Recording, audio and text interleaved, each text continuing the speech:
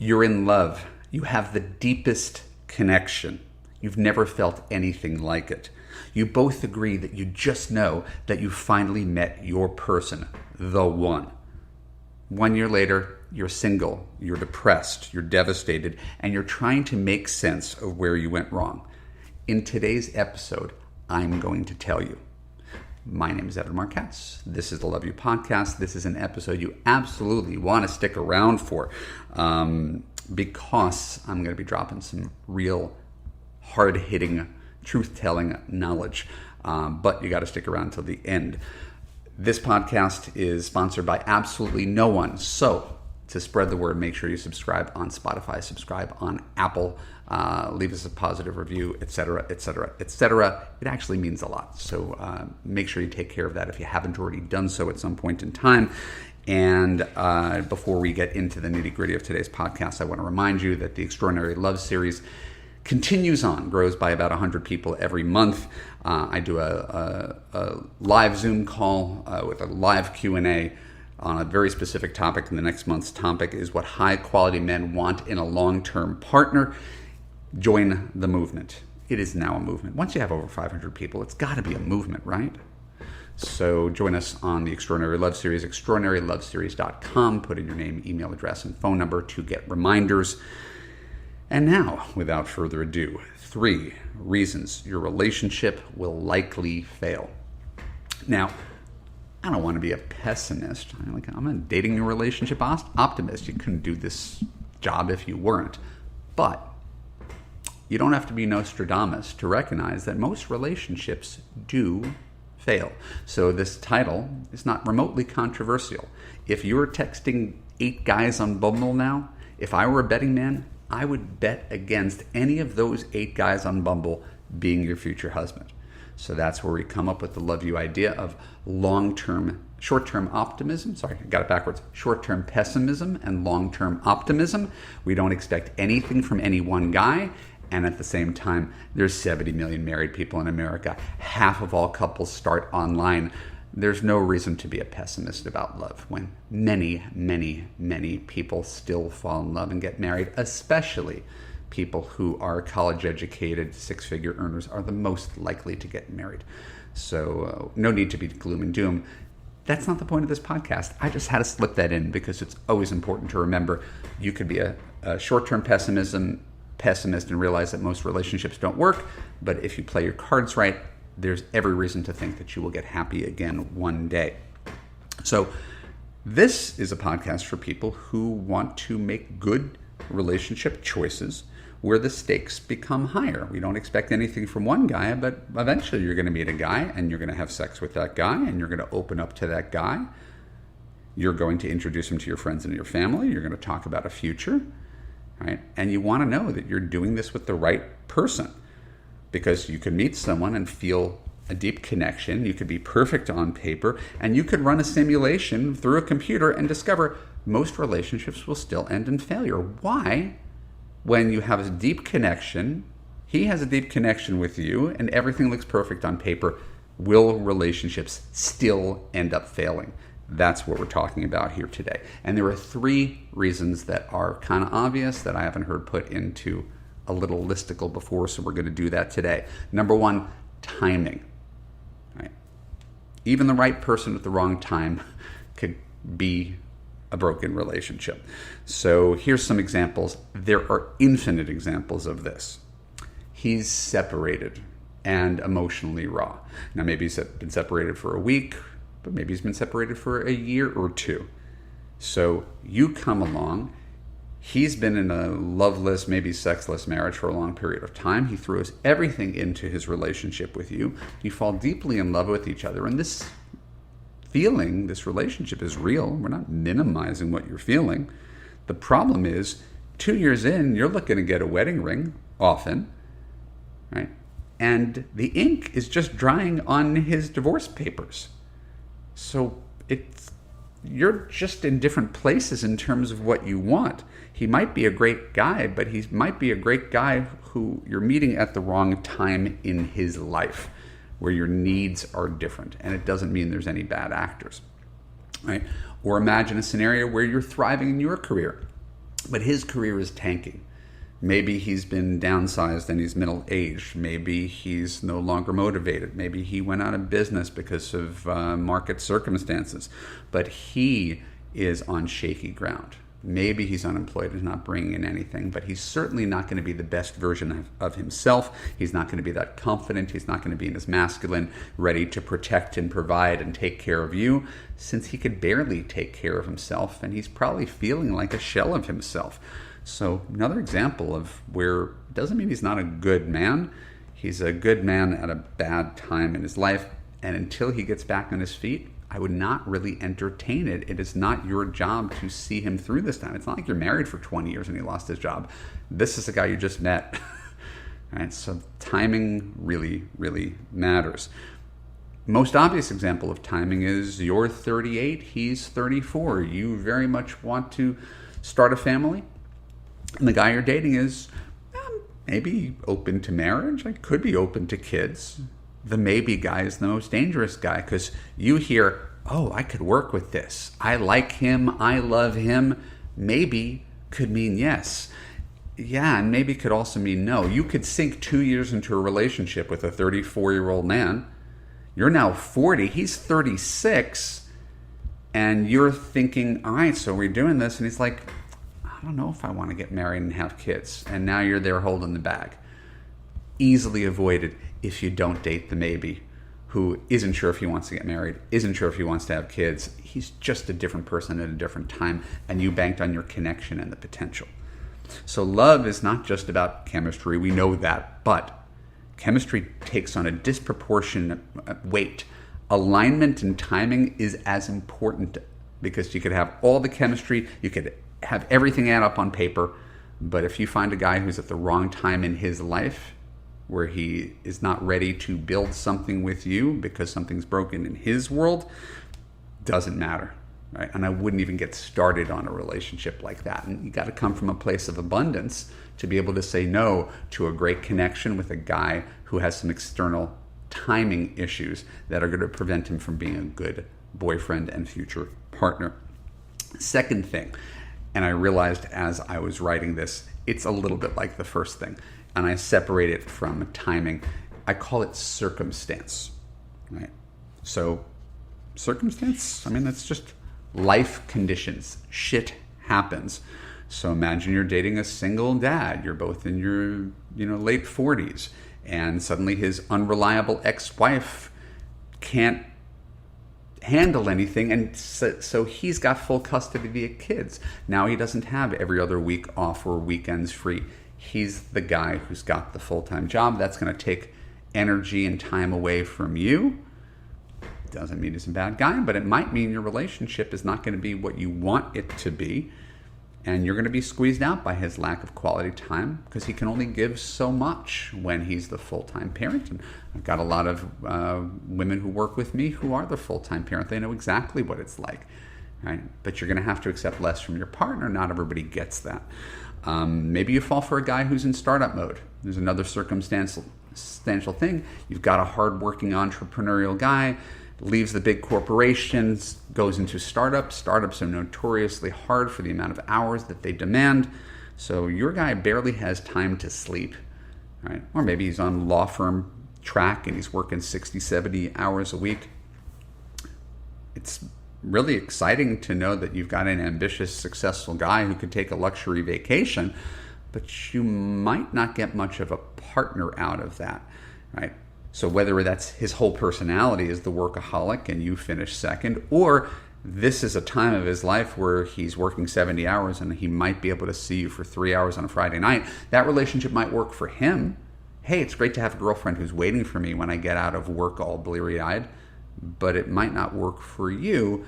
And I have a love you saying, you can't have a relationship with a man dependent upon him changing for you. Yes, circumstances can change. I just don't like waiting for them to. You really want to meet a guy who's at a good time in his life, at a balanced time in his life, where he does have room for you. Another circumstantial thing. You meet a guy who is sober, but he is in active recovery. It's not that far away from it. So he's just trying to regain his footing and trying to regain his faith in himself and his trust in his friends and his family. He might not have much to give in terms of building a life with you if that's what you're looking for, right? So no shade on people in recovery. Just know that there's only so much hard things we can do at once. I've talked to people who were in the process of moving or switching jobs or losing weight, and it's detracted from their focus on their own dating coaching, right? There's only a finite number of hours in the day. So when someone is taking on a big project at the same time he's taking on love, sometimes those circumstances, and in reverse, by the way, if you feel personally indicted by anything I'm saying, that's often useful too, to maybe not look for love when you are in major transition with something else, right? So I'm not trying to stop you from finding love, but I really want to make sure that you know that there's really good circumstances. And when people hire me, it's usually in those best circumstances. I'll circle back to that at the end. So circumstance has a lot to do with love. It's not about blame. We don't have to blame guys for having shit happen in their life that knocks them off course. It is just realizing that alignment and timing has so much to do with whether relationships are going to work.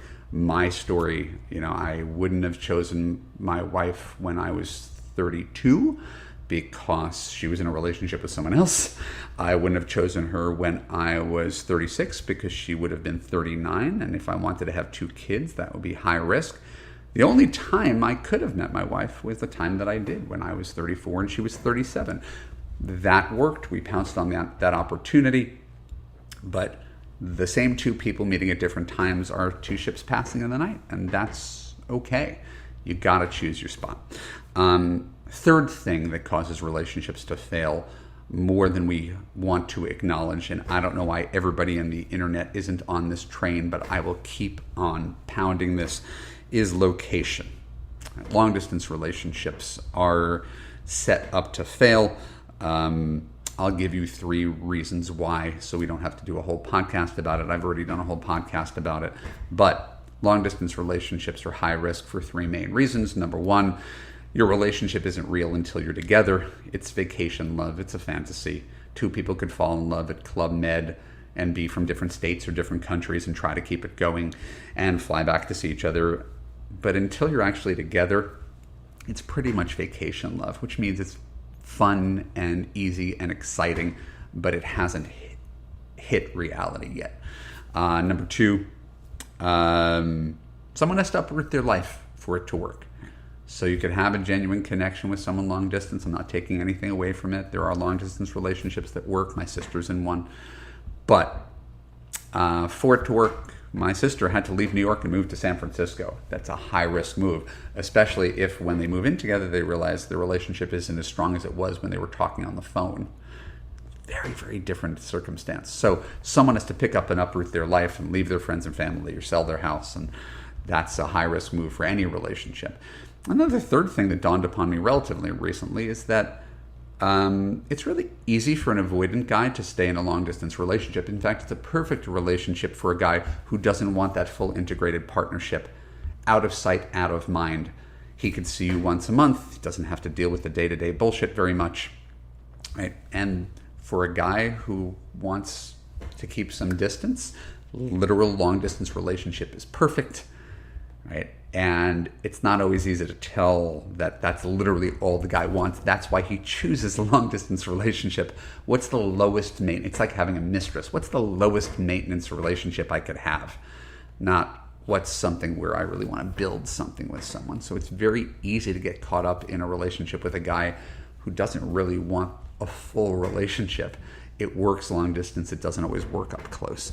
And you've probably seen evidence of this over the years. So there's plenty of examples of long distance. We don't have to go into all of them. He lives in Boston and he's tied to his career, and you're a digital nomad in LA, but you really want him to come to you because you like the West Coast. And people tend to get anchored in a place. And even if there's the willingness to move, it doesn't always mean that the move works out. And now you find yourself in a new city because of someone that you broke up with. right? Or the commute, right? We think we can make it work. It's only two hours away. But eventually it becomes kind of draining to go back and forth 2 hours every Friday night in rush hour traffic, and fatigue builds and resentment builds, and it's just a harder relationship. So it doesn't mean there's no examples of it. I've got a client who interviewed for this podcast named Victoria. She's got a boyfriend. They've been together for years. He drives 6 hours to her. It's a great setup for her. But he drives 6 hours to her. That, I don't think that happens very often, where a guy's got to drive 6 hours to you and not ask for anything back. So buyer beware. It's not that it's impossible, but I think it's high risk, and I think it's better avoided. Compatibility, right, how the system works, location is part of compatibility, and we can't just sort of pretend it's this one minor X factor. It's a huge factor. So in my world, when I'm making, if I'm giving sort of top-down advice from people, I'm trying to avoid predictable things that you could pick up within the first 5 weeks of dating.